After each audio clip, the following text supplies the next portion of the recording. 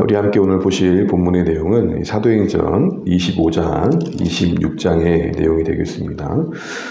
지금 예루살렘에서 바울이 억류된 이후에 계속해서 지금 감금되어 있고 재판의 이야기들이 진행되고 있습니다. 오늘 25장에서도 이제 벨릭스라는 총독에 뒤이어서 베스토라는 사람이 그 후임으로 온 뒤에도 여전히 그런 상황은 진행되고 있고, 우리가 어제 봤던 것처럼 2년이라는 시간이 어느새 흐른 상황입니다. 25장을 보시게 되면 바울은 풀려날 생각이 없고 계속해서 이 억류된 상황에서 가이사의 심판을 받겠다라고 선언하는 내용들이 나와 있습니다. 1절 이하에 쭉 보시면 유대인들이 이 베스토가 바뀐 뒤에 여전히 바울을 죽이려는 그런 어떤 계획들을 포기하지 않고 다시 시도하는 내용이 나오는데요. 2절 3절 보시게 되면 대사장들과 유대인 중 높은 사람들이 바울을 고소했다라고 합니다. 총독이 새로 바뀌었으니까 또 새로 시도하는 거죠. 그때 베스토의 호의로 바울을 예루살렘에 옮겨오기만 하면 그 과정에서 매복하고 있다가 바울을 죽일 모의를 지금 세웠던 겁니다. 그러나 베스토가 다행히 어느 정도 원칙적인 면이 있었던 것 같습니다. 그래서 로마 시민으로서 바울이 어떤 법적인 변론을 하기 전까지 내어줄 수 없다라고 이야기를 하게 되고, 결국에는 가이사랴에서 다시 한번 재판이 열리게 됩니다. 그게 이제 6절 이하에 나오는데 7절 보실까요? 7절. 그가 나오며 예루살렘에서 내려온 유대인들이 둘러서서 여러 가지 중대한 사건으로 고발하되 능히 증거되지 못한지라. 여전히 바울이 딱히 뭔가 범법한 행위들을 찾아내지 못하고 있는 걸 보게 됩니다. 바울은 당당하죠. 나는 죄를 범한 게 없다. 유대인의 율법이나 성전이나 가이사에게 나는 그 어떤 죄를 짓지 않았다라고 이야기를 합니다. 이렇게 되면 풀려나야 될 텐데 9절 보시게 되면 베스토가 여전히 벨릭스와 다르지 않게 그 총독으로서의 어떤 그 지역에 주된 영향력을 끼쳤던 유대인들의 마음을 얻기 위해서 바울을 예루살렘에 내어주려고 합니다. 너 혹시 예루살렘에 가서 신문을 받지 않겠냐. 그러나 바울은 단호하게 10절 이하에 보면 나는 가이사의 재판에 서겠다. 로마 시민으로서의 상소제도대로 재판을 받겠다라고 이야기를 합니다.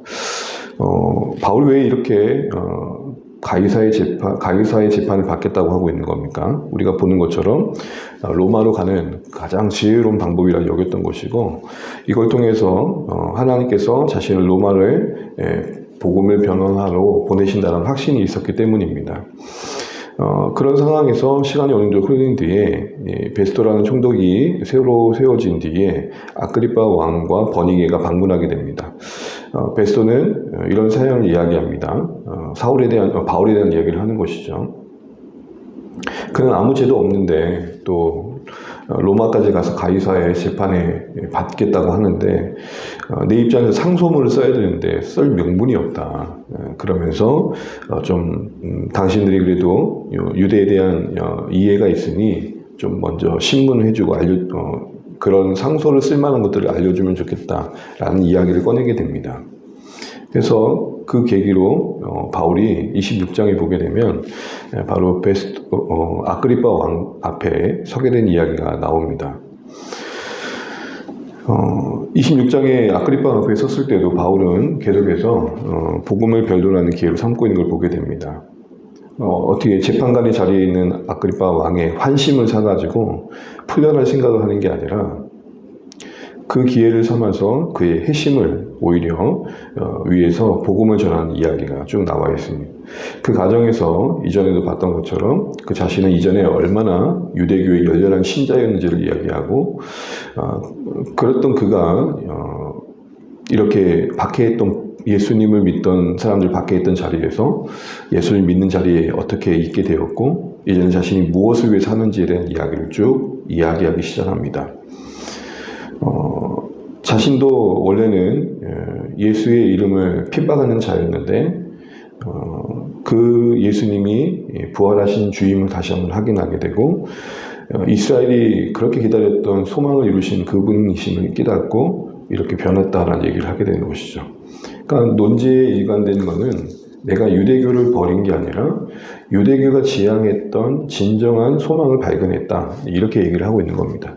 그 얘기가 6절에 나오는데요. 6절 한번 보시겠습니까? 6절, 26절 6절입니다.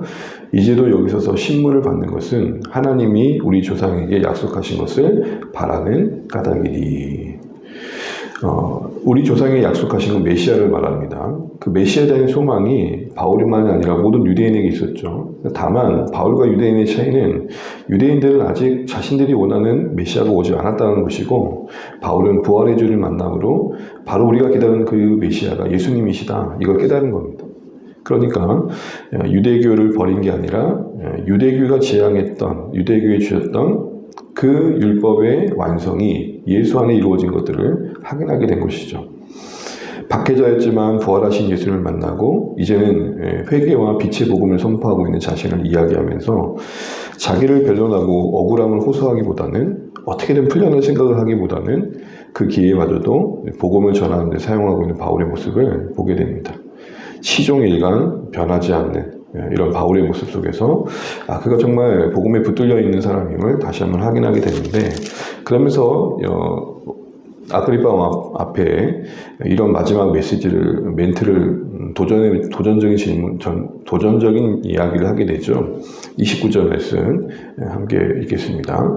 26장 29절입니다. 바울이 이르되 말이 적으나 많으나 당신뿐 아니라 오늘 내 말을 듣는 또는 모든 사람도 다 이렇게 결박된 것 외에는 나와 같이 되기를 하나님께 원하나이다 하니라. 지금 당신이 이 말을 듣고 있는데 이 들은 복음에 대해서 합당하게 반응해서 하나님 앞에서 변화되기를 원합니다. 이렇게 이야기를 하고 있는 겁니다. 나와 같이 되기를 원한다.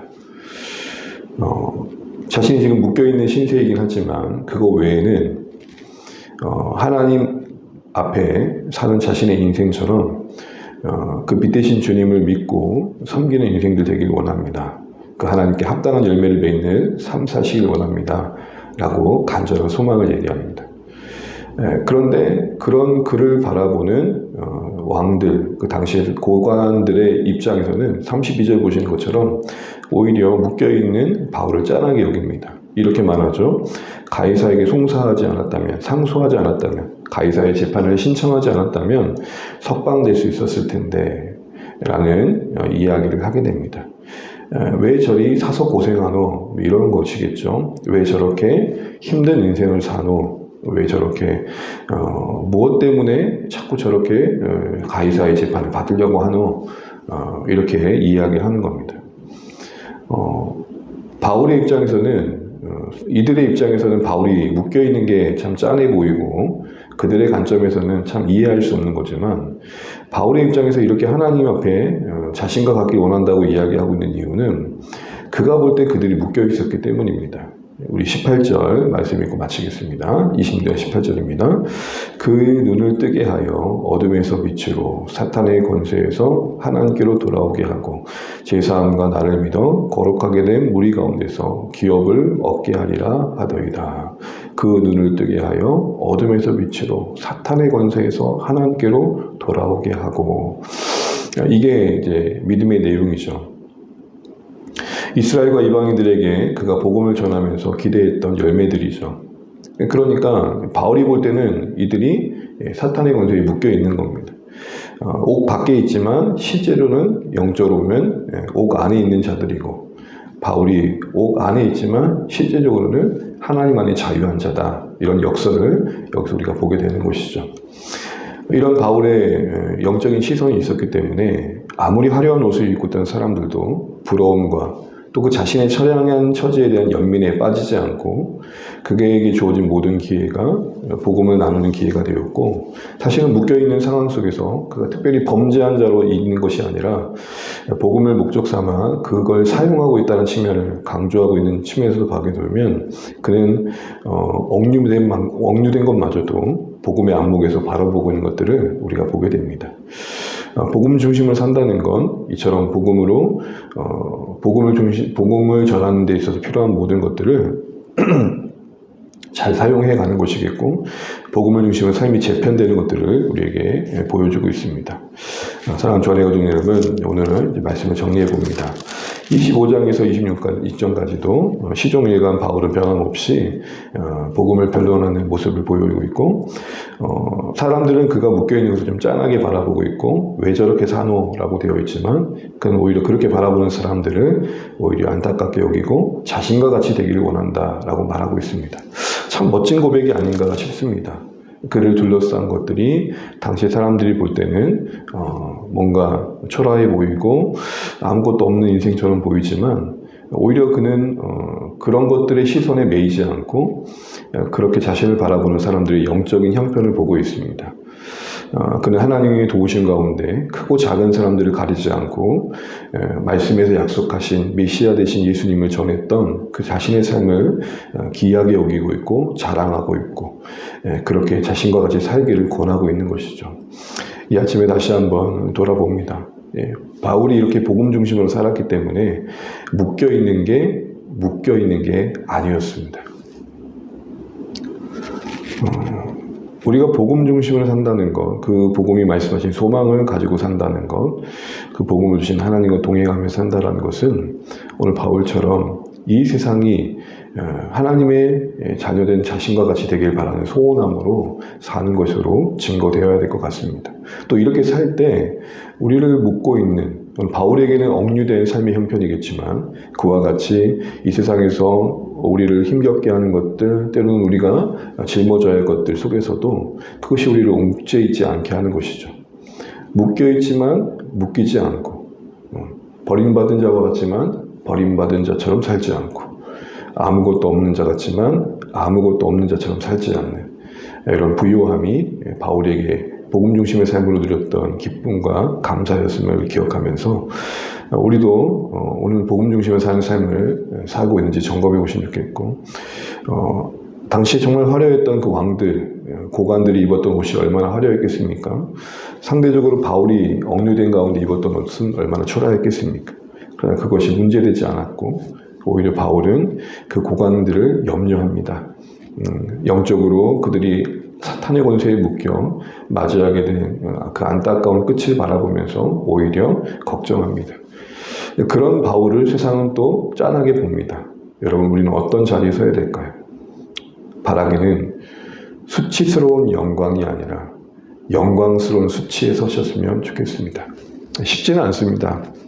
이 땅에서 부와 명예를 포기한다는 건 쉬운 일은 아닙니다.